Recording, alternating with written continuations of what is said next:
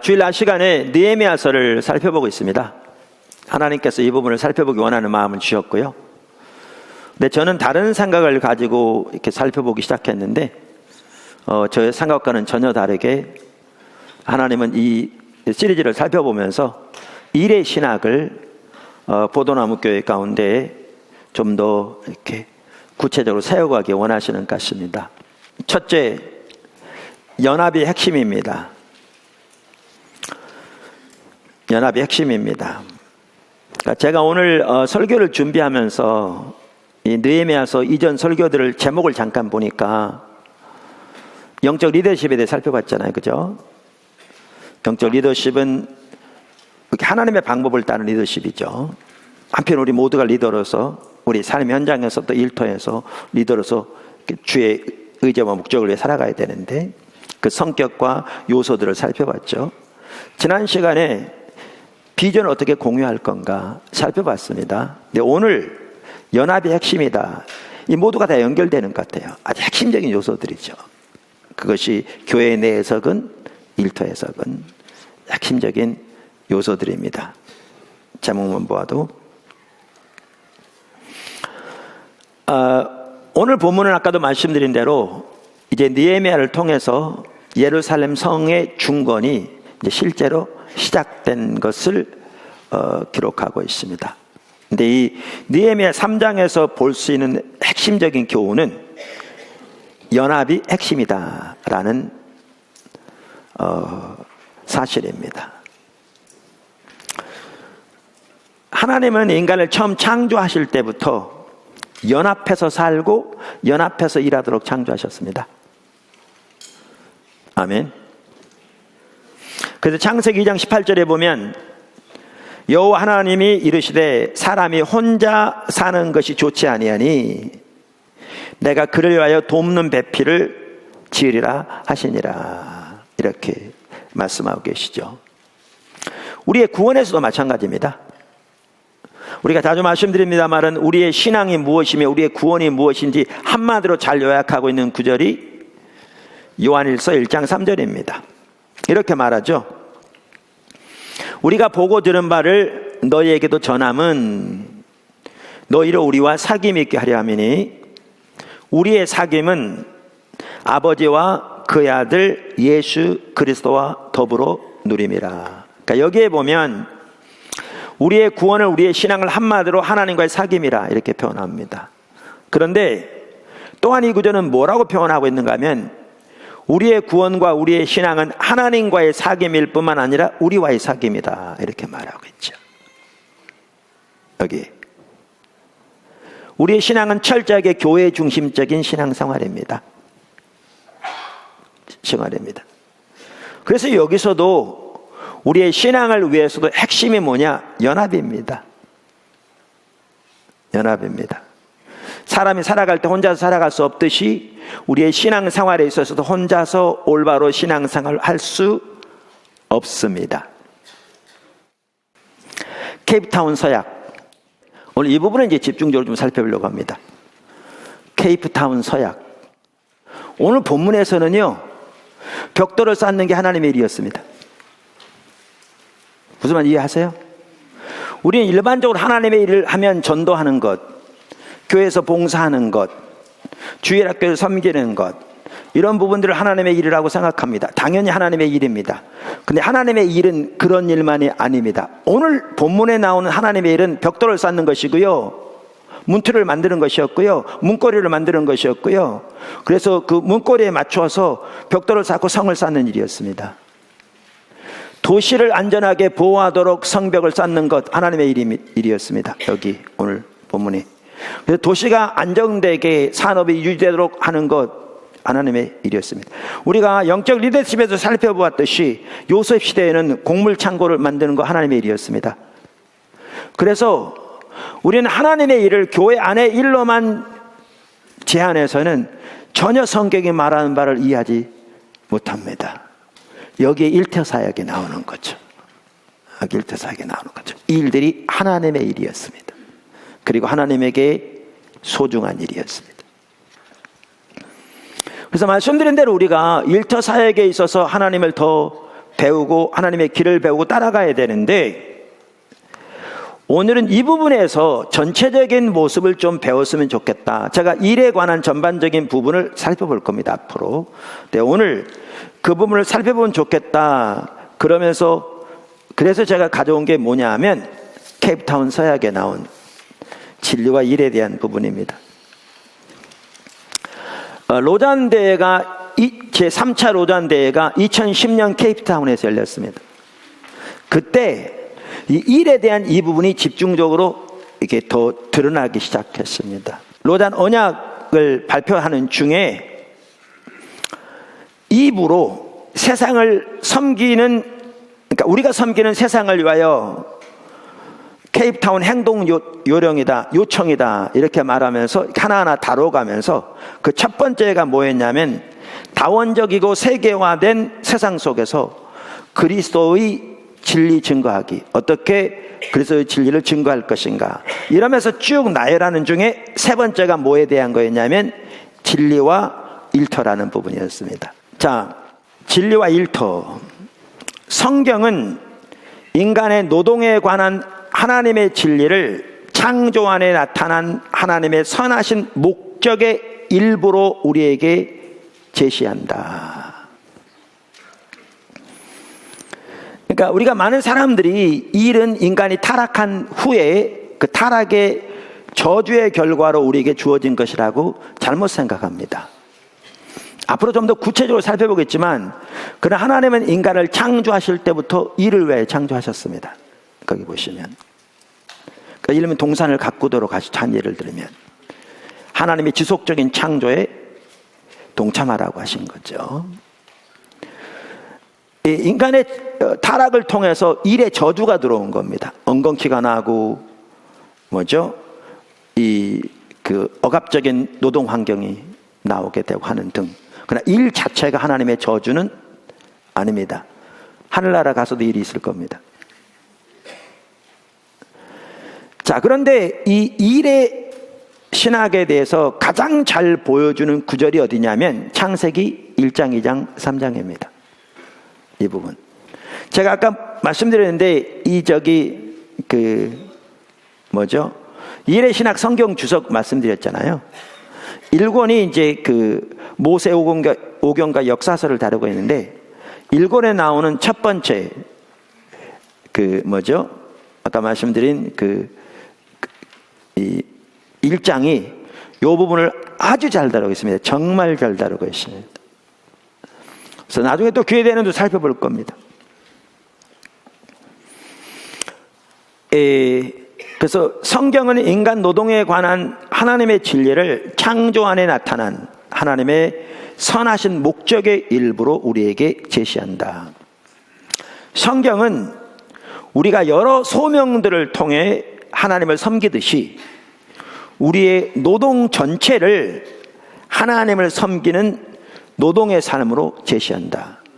무슨 말이냐면 우리의 일이 하나님을 섬기는 하나님의 소명이라는 겁니다.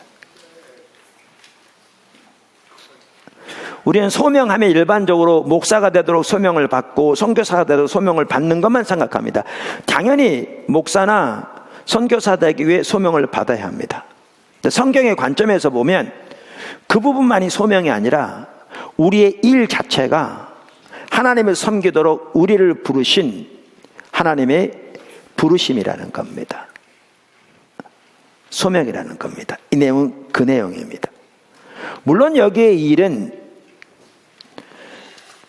예를 들면 도둑질하는 일이라든가 포르노 사업이라든가 이러한 일들은 여기서 말하는 것은 제외되는 것이죠. 제외되는 것이죠. 사실 일이 하나님의 소명인 것을 가장 먼저 말했던 사람이 종교개혁자였던 마틴 루터였습니다. 마틴 루터였습니다. 칼빈도 마찬가지였고요. 심지어 그래서 루터는 그의 주군이었던 프레드릭 영주, 그가 다스리는 기능을 소홀히 하고 영적인 일에 헌신하기 위해 그에게 맡겨진 다스리는 일을 소홀히 하는 것을 보고 강력하게 꾸짖었답니다. 자기 다스리는 기능을 소홀히 하고 영적인 일에 헌신해야 그것이 또 하나님을 잘 섬기는 것처럼 그렇게 하는 그에게, 그의 소명은 그에게 맡겨진 대로 잘 다스리는 것이 소명이었는데 그걸 소홀히 한다고 강력하게 꾸짖었다는 것이죠. 그래서 이 일은 하나님의 부르심이기 때문에 거기에 존엄성이 있습니다. 그리고 아까 말한 대로 모든 일이 다 소중합니다. 하나님 앞에서 하나님이 부르신 모든 일이 다 소중합니다. 그래서 이 문장 속에 그런 내용이 포함되어 있습니다. 앞으로 좀 더 자세히 살펴보겠습니다. 그러나 성속의 원리, 성속은 뭐냐면 성스러운 것과 속된 것을 분리하는 그 이해를 말합니다. 성속의 분리라는 허위가 교회의 사고와 행동에 스며들어 왔다.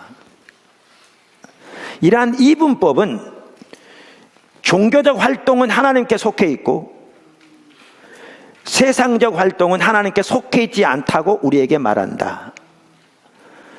이 성스러운 것과 속된 것을 지금 줄여서 성속이라고 그러는데, 성속의 분리는 지금 말씀드린 대로 교회 안에서 이루어진 이 일들은 성스러운 것이고, 세상에서 하는 활동들, 예를 들면 직업 같은 활동들은 하나님께 속하지 않은 것이라는 인식, 이러한 인식을 성속의 분리라 이렇게 표현하는 것입니다. 근데 그것이 허위 잘못된 것인데 그것이 교회의 사고와 행동에 스며들어 왔다, 그 말입니다. 오늘날 많은 성도들이 그런 잘못된 이해를 가지고 있습니다. 그러면서 이렇게 말하죠. 많은 그리스도인들이 영적으로 가치가 없다고 생각하는 일, 소위 세속적인 일, 세상에 사는 일이죠. 일을 하며 대부분의 시간을 보낸다. 여러분 이거 아세요? 우리들이 제일 많은 시간을 보내는 곳이 어딘 줄 아십니까? 일터입니다. 평생 동안 제일 많은 시간을 보내는 것이 일터입니다. 주부로 가사 일도 일터죠. 물론 정기적인 일을 가지고 있지 않은 분도 있습니다만, 그래서 어떤 분이 이렇게까지 얘기합니다. 하나님의 백성들이 제일 많은 시간을 보내는 일터에 관한 하나님의 관심이 없다면 그건 잘못된 거다. 그리고 하나님의 사람들이 제일 많은 시간을 보내는 일터에서 하나님의 사람으로서의 그 제자의 삶을 살지 못한다면 그건 잘못된 것이죠. 그래서 여기에 일터 사역에 대한 올바른 이해가 절실하게 필요한 부분이 있습니다. 어떤 분은 그 시간을 계산해 놨던데 사람마다 이렇게 다르긴 하지만, 자, 대부분의 시간을 보낸다. 그러나 하나님은 삶의 모든 것을 주관하시는 하나님이시다. 삶의 모든 영역의 주인인 거죠. 그래서 바울은 세속적 일터에서 일하는 종들에게 무슨 일을 하든지 마음을 다하여 죽게 하듯 하고 사람에게 하듯 하지 말라고 가르쳤다. 여기 주 58이라고 써 있는 것은 각 주를 말하는데, 그게 어디 나오는 거냐면 그게 골로새서 3장에 나오는 말씀입니다. 23절. 자, 골로새서 3장 22절부터 한번 보시죠. 그 말의 의미를 이해하려면 성경을 한번 보시죠. 종들아, 모든 일에 육신의 상전들에게 순종하되 사람을 기쁘게 하는 자와 같이 눈가림만 하지 말고 오직 주를 두려워하여 성실한 마음으로 하라. 무슨 일을 하든지 마음을 다하여 죽게 하듯 하고 사람에게 하듯 하지 말라. 여러분, 이 23절의 이 말씀을 사도 바울이 성령의 감동으로 누구에게 했느냐 하면 종들에게 했습니다. 다시 말하면 오늘날로 말하면 세상 일을 하는 사람들에게 했습니다. 직장인들을 사업하는 사람들에게 했다고요. 직원들에게 했다고요. 그러니까 세상 일을 하는 사람들에게 말하면서 뭐라고 말하고 있는가 하면 마음을 다하여 죽게 하듯 하라. 성실한 마음으로 하라. 오직 하나님을 두려워함으로 하라.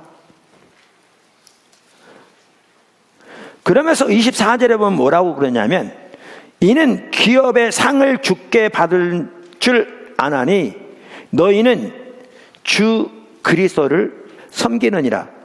여기 명확하게 나오는 게 뭐냐면 세상에서 일이 누구를 섬기는 일이라는 거예요. 주님을 섬기는 일이라는 거예요. 오늘 본문에 나오는 벽돌을 쌓는 일이 하나님의 일이었듯이 그 성문에 쓰일 자물쇠를 튼튼히 만드는 것이 하나님의 일이었듯이 성이 견고히 버텨서 그 도시가 안전하게 보호되도록, 그래서 그 안에서의 하나님 백성들의 삶이 안전하게 지켜지도록, 그리고 자유롭게 경제활동이 되어지도록 성벽을 튼튼히 쌓는 일이 하나님의 일이었듯이 여기에 보면 세상에서의 일이 주를 섬기는 것이라고 말합니다. 여기에 일터사역이 있습니다. 심지어 뭐라고 말하고 있는가 하면 이 세상의 일로 하나님 앞에서 계산될 거라 이렇게 말합니다. 성경에 보면 우리가 이 세상에 사는 것으로 하나님 앞에 섰을 때에 선악간의 심판을 받을 거라고 그랬잖아요. 근데 여기 24절에 보면 이는 기업의 상을 주께 받을 줄 아나니 이렇게 말함으로써 직장에서 하는 그 일로 인해서 하나님 앞에서 계산받을 거라 이렇게 말합니다. 왜? 그 일이 주께 하는 것이기 때문에. 자, 그러면서 이렇게 계속 말합니다. 비그리스도인들과 함께하는 일터는, 우리 예수 믿는 사람 중에 적지 않은 사람들은 안 믿는 사람들과 일하는 거 쉽지 않기 때문에 믿는 사람들끼리만 모여서 일을 하기를 추구하는 사람들이 있습니다. 어떤 사람들은 하나님의 인도를 따라 믿는 사람들로 이루어진 선교단체에서 일할 수 있습니다. 그러나 안 믿는 사람들과 구별돼서 믿는 사람들과만 모여서 일한다는 것은 전혀 성경이 말하는 바가 아닙니다. 오히려 성경은 그 반대로 말합니다. 이제 앞으로 살펴볼 겁니다. 전혀 그렇게 말하고 있지 않습니다. 그게 하나님 뜻이 아닙니다.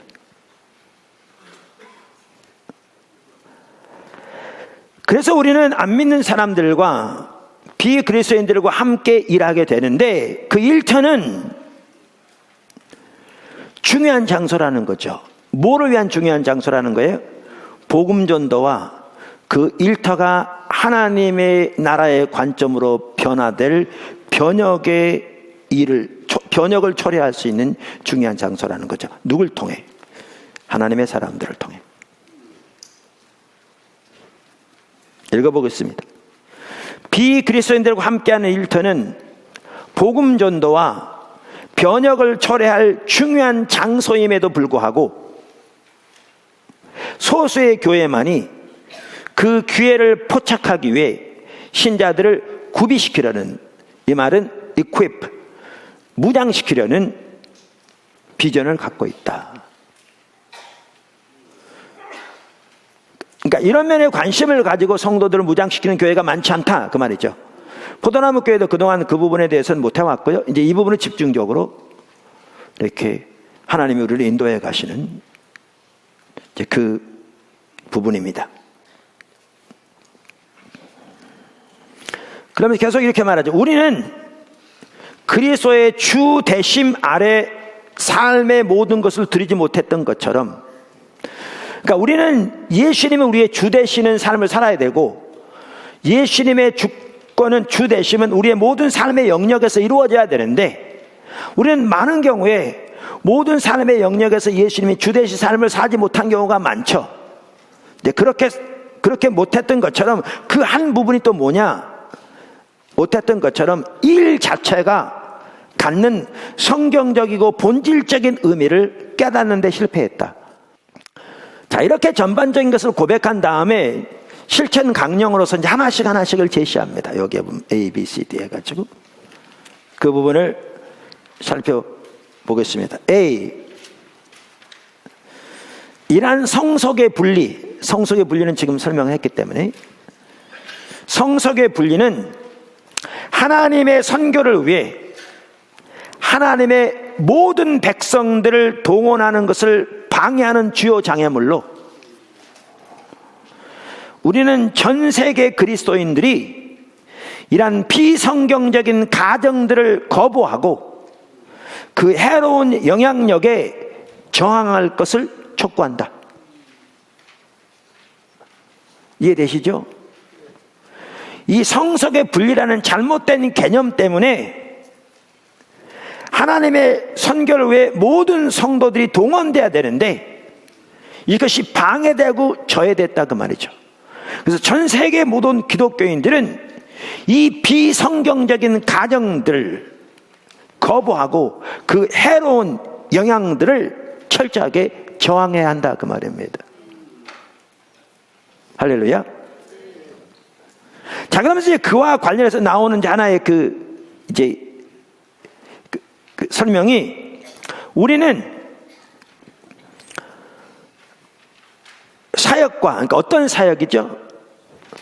지역적, 타문화적 사역을 크게 나누었죠. 예를 들면 지역적이라는 것은 용인시, 또 우리나라에 대한 게 지역적이라면, 타문화적은 다른 나라에 사역하는 포함되고, 우리나라에서도 예를 들면 외국인들을 위한 사역은 타문화적 사역이 되겠죠.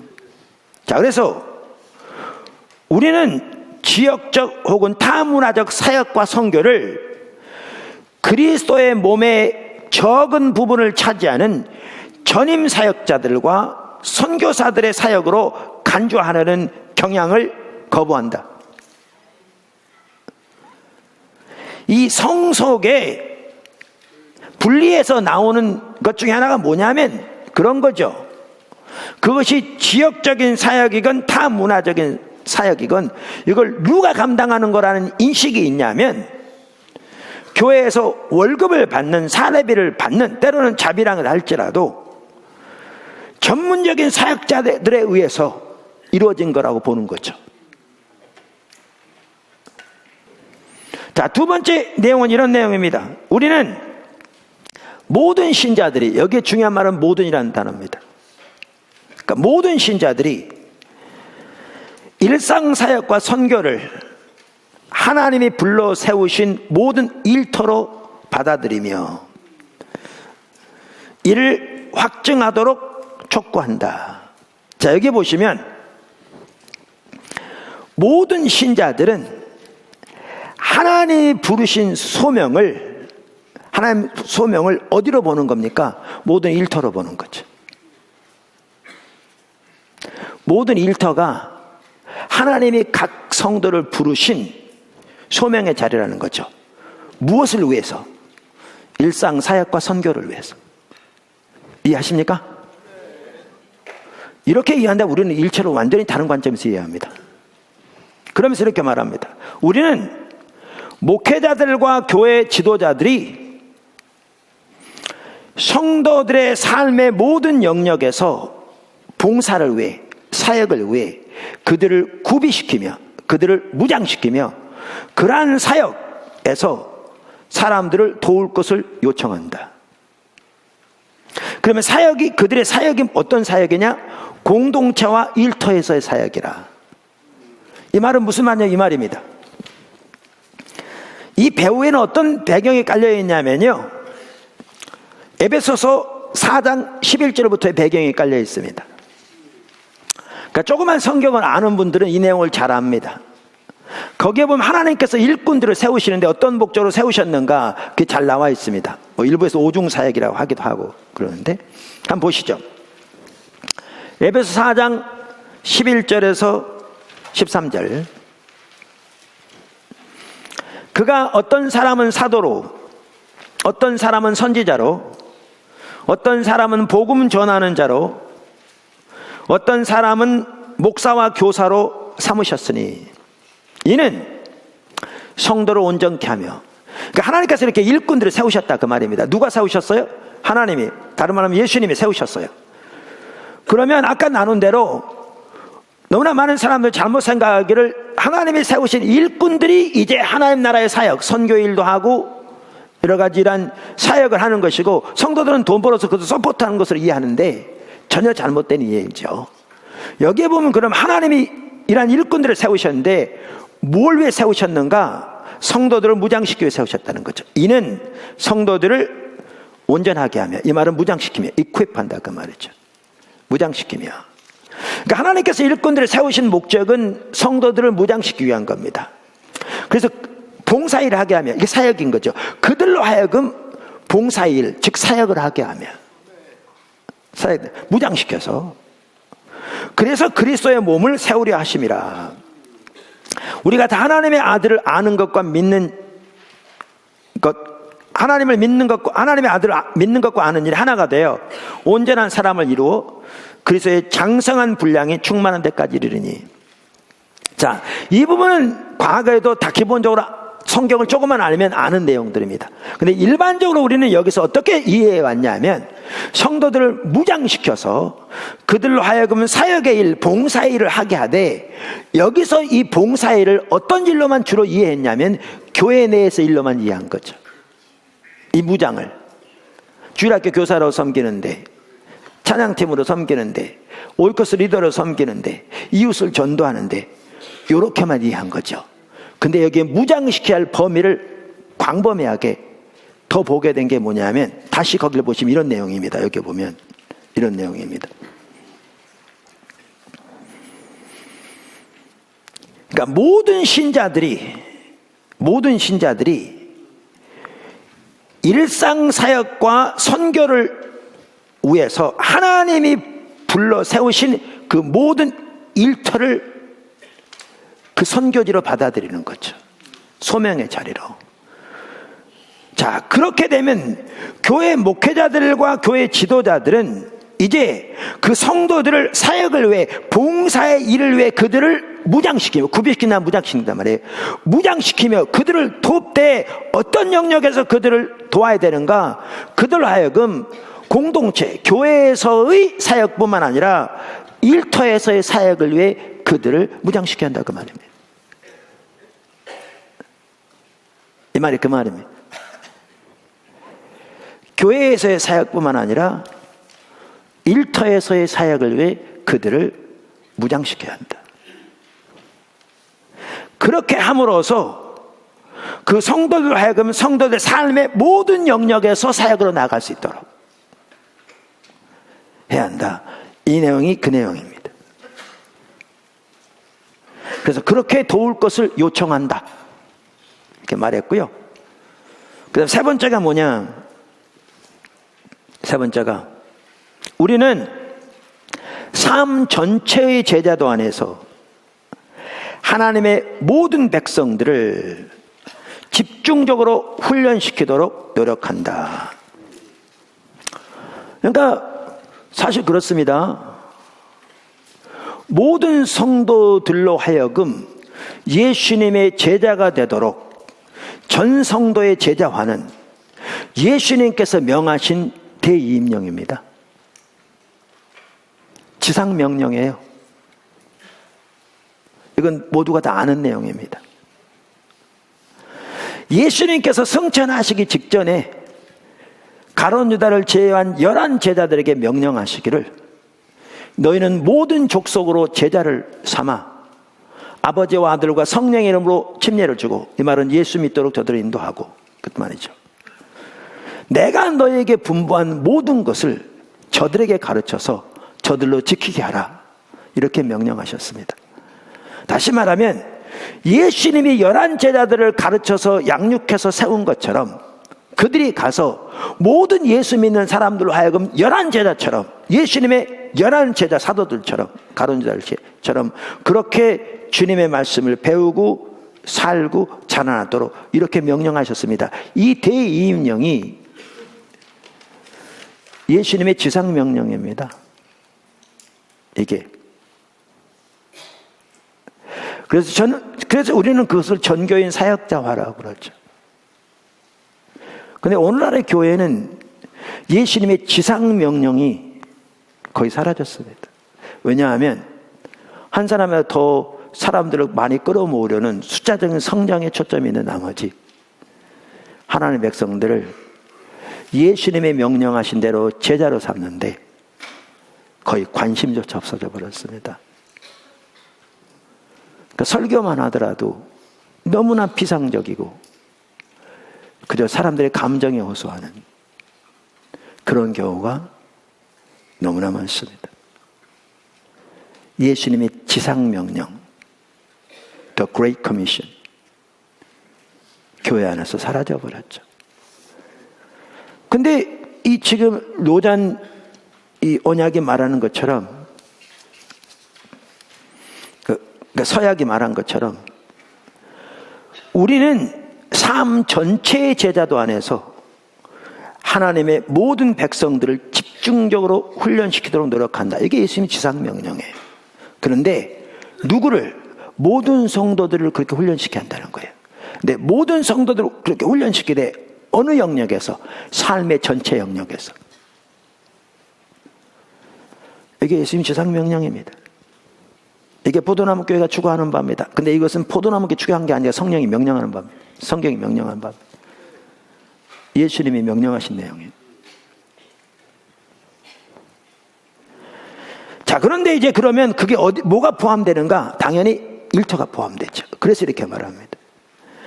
이것은 일상적인 생활과 일터에서 선교적 효율성을 추구하며 성경적 세계관으로 살아가고 생각하고 일하고 말하는 것을 의미한다. 정말 잘 표현했어요. 학자들이 이렇게 함축해서 말했기 때문에요. 여러 사람이. 다시 읽어볼게요. 이게 뭘 의미하느냐? 이것은 일상적인 생활과 일터에서, 교회에서뿐 아니라 당연히 교회를 포함하죠. 일상적인 생활 안에. 일상적인 생활과 일터에서 선교적 효율성을 추구하며 성경적 세계관으로 살아가고 생각하고 일하고 말하는 것을 의미한다. 이렇게 하도록 무장시켜야 한다는 거죠. 그러면서 이렇게 말합니다. 다양한 기술과 무역과 사업이라는 전문 분야를 통해 그리스도인들은 전통적인 교회 개척자들과 복음 전도자들이 갈 수 없는 곳으로 갈 수 있다. 할렐루야. 이게 조금이나 나오는데 이게 비즈니스 애즈 미션이라는 영역으로 확대되기 시작한 겁니다. 다양한 기술과 무역과 사업이라는 전문 분야를 통해 그리스도인들은 전통적인 교회 개척자들과 복음 전도자들이 갈 수 없는 곳으로 갈 수 있다. 전문인 사역자들을 말합니다. 이러한 텐트 메이커들과 비즈니스 종사자들의 일터 사역은 지역 교회의 한 영역으로서 그 가치를 인정받아야 한다. 이게 아까 말씀드린 비즈니스 애즈 미션의 한 부분입니다. 그러니까 일터 사역의 한 영역으로서 비즈니스 애즈 미션인데요. 비즈니스 애즈 미션은 비즈니스를 미션으로 하는 겁니다. 그뿐만 아니라 지금 말한 것처럼 이렇게 비즈니스를 통해서, 때로는 무역을 통해서, 전문적인 기술을 통해서 전통적인 복음 사역이 가능하지 않는 곳에 가기도 하는 중요한 요소입니다. 로잔에서 이 부분이 2010년도에 이렇게 선포되면서 비즈니스 애즈 미션만 하더라도요, 지금 점점 더 세계적으로 주목을 받게 되었고, 얘기가 되게 되었고, 연구가 되게 되었고, 그러면서 지난번에 말씀드린 대로 내년 4월에 비즈니스 애즈 미션 컨그레스라고 제일 큰 대회가 1회 대회가 로잔 주최로 태국에서 열립니다. 그래서 다녀오려고 그러는데 아까 우리 실업인 선교회 회장님이 언제 어디서 열리냐고 그래서 제가 그 사이트 주소 해서 접수할 수 있도록 해줬습니다. 우리 실업인 선교팀에도 가려고 합니다. 왜냐하면 하나님께서 지금 이 부분을 포도나무 교회에 하고 계시거든요. 나눈 것처럼. 철저하게 교회가 십자가의 복음에 세워질 때 이사야 하반부에 보면 십자가의 복음에 주어진 신약의 교회에 대한 유업이 나옵니다. 그 유업 하나하나를 우리 가운데 하나님께서 이렇게 주고 일하고 계신 걸 볼 수 있고요. 그래서 컨퍼런스만 하더라도 그렇게 하나하나 그 주제를 따라 하고 있습니다. 그 중에 하나가 뭐냐면 부의 회복인 건데, 그러면서 사실 몇 년 전에 하나님께서 그 영역에 대해서도 많은 성도들의 삶 속에 일하고 계신 걸 보면서 뭐야 지금 하나님께서 일하고 계시잖아, 이게 제 눈에 보여서 실업인 선교가 생겼고, 그 실업인 선교의 한 영역이 뭐냐면 이 비즈니스 미션입니다. 우리 실업인 선교 팀들도 잘 알고 있기를 바라고요. 단순히 모여서 대화하는 것이 아니라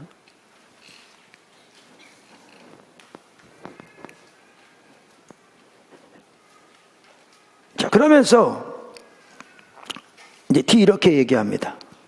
우리는 교회 지도자들이 일터 사역의 전략적 영향력을 이해하고 교인들을 선교사로 동원하고 뭘로요? 모든 성도를 선교사로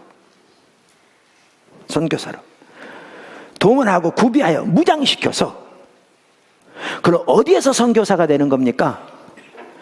지역 공동체, 교회에서와, 그러니까 일터와 어디에서?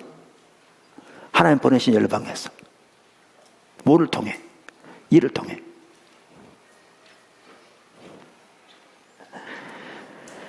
교회 지도자들이 일터 사역의 전략적 영향력을 이해하고 교인들을 선교사로 동원하고 구비하여 무장하여 지역 공동체의 일터와 전통적으로 복음 증거를 거부하는 국가들에 파송할 것을 촉구한다. 여러분 모두는 선교사입니다. 하나님이 파송하신 어디로? 가장 먼저 일터로, 그 다음에 일부는 하나님의 인도를 따라 전통적으로 복음을 거부하는 나라로 선교사로 가는 거죠.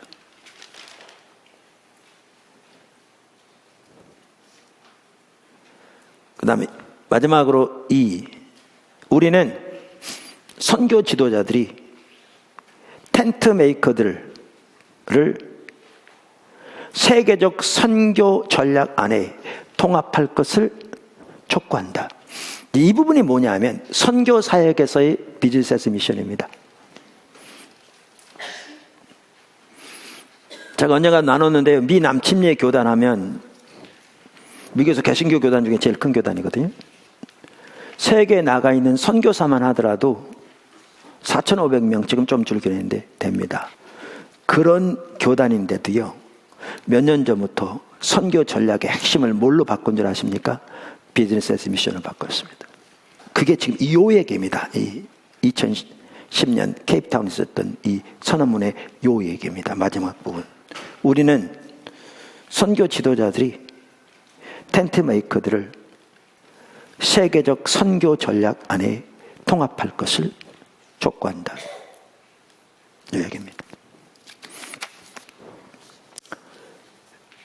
하나님께서 이렇게 우리 교회를 인도해 가시면서 이 부분을 더 집중적으로 우리가 예수님의 제자로서 이 삶을 살려면 철저하게 복음의 삶을 살아야 합니다. 십자가 복음의 삶을 살아야 합니다. 인간적 노력은 되지 않습니다. 많은 방해도 있을 것이고, 우리가 배운 그 하나하나의 요소들이 실제로 삶이 될 때 열매가 나타날 수 있습니다. 그래서 이러한 일터 사역으로 우리 모두를 초대하고 계실 뿐만 아니라 아까 나눈 것처럼 이제 또한 비즈니스 애스 미션을 통해서도 하나님께서 아프리카 프로젝트뿐만 아니라 귀에 되는 대로 남미 프로젝트, 동남아시아 프로젝트를 내려주기 시작할 텐데요. 지금도 놀랍게 여러 나라에서 하고 계시지만 그렇게 되어질 텐데, 이런 일에도 하나님께서 지금 우리가 나누고 있는 이 부분들을 참으로 귀하게 하실 줄로 믿습니다. 그래서 하나님이 인도하고 계셔서 너무 감사하고, 우리가 잘 따라가서 정말 하나님의 놀라운 일들이 우리 가운데, 이 나라 가운데, 또 열방 가운데 이루어지는데 조그만 한 몫이나마 귀하게 쓰임받는 우리들이 되었으면 좋겠습니다.